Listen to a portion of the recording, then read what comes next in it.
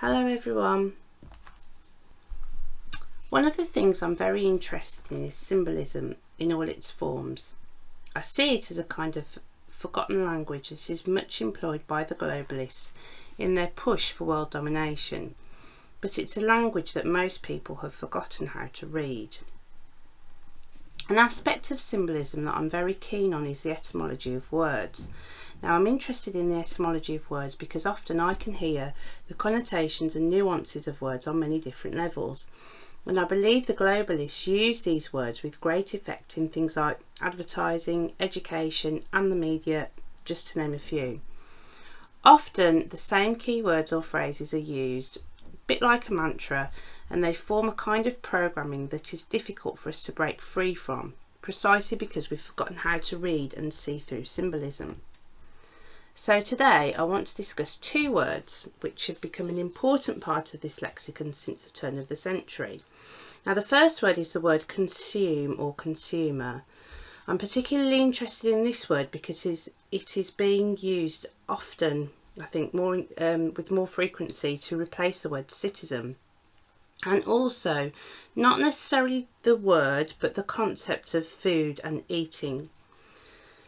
Consume comes to the English language via the French from the Latin con, meaning altogether, and sumer, which means take up. The word consume was being used in England by the late Middle English language period and was often used to describe people who were suffering from any kind of wasting disease, hence how it came to be associated with tuberculosis. And that's a symbolism all of its own, I feel. The connotations of the word consume in its modern form are quite clear to me. Today the word consume is replacing other adjectives we used to use, and they're being used especially to replace adjectives that we used to use when partaking of culture, and especially modern mainstream culture. So instead of watching television or YouTube, reading the newspapers, playing video games, or even going shopping, for example, we now simply consume those things.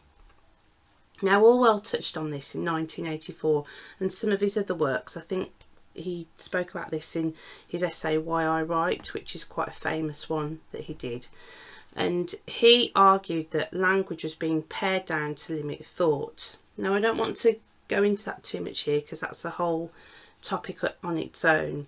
But I agree with him, and I'd say that this is already happening. The Oxford Children's Dictionary, for instance, which has recently been in the news, has dropped many words from its dictionary, children's words, since the year 2007. Now, these aren't complicated words, not that that should make a difference, but these are words that I would say children need to know, like bluebell and acorn. Many of them apparently are nature words in particular. Now, I find the implications of such an action self-evident, but again, that's a whole other discussion in and of itself. So, the word consume, to take all, has implications of ravaging and basically acting in an unhealthy, destructive manner towards yourself and to the natural world. There are undertones of gorging or stuffing oneself, of acting like a pack of locusts, stripping a feeding ground bare before moving on to the next ground.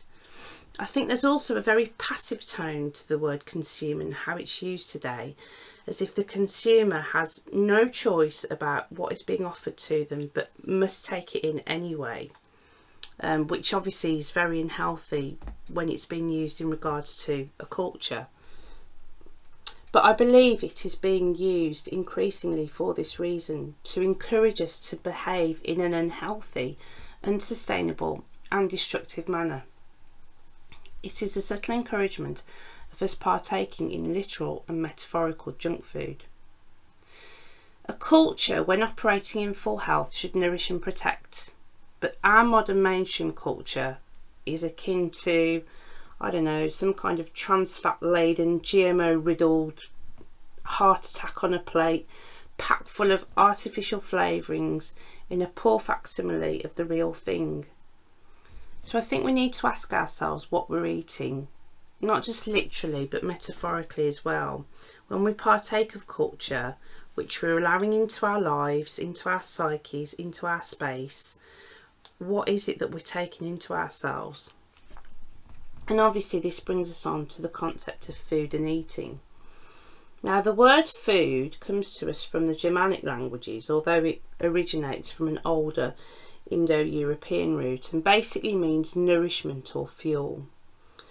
So anything we consume can be regarded as a kind of nourishment or fuel. So I think we need to ask ourselves, as I said, what are we eating and who are we feeding? Who is profiting when we consume mainstream culture in all its forms? Who is benefiting from that? I think it's also worth pointing out that non-consumption is also an act of feeding. When we do not partake of mainstream culture, when we put our time and attention elsewhere into healthier, more nourishing activities, who benefits then and who does not? Okay, so we're at the beginning of a new year and it's a new start for us all, and I hope everybody listening has a very healthy and happy 2018. But at this time, when we're thinking about change as we move forward into the current year, it seems fairly obvious to me that we all need to consider our diets, which is another unpopular word these days. And I'm wondering if it's because the word diet comes from a Greek word, diaeter, which means way of life. Anyway, that's all I've got to say for today. Thanks for listening, and I'll see you again soon. Bye.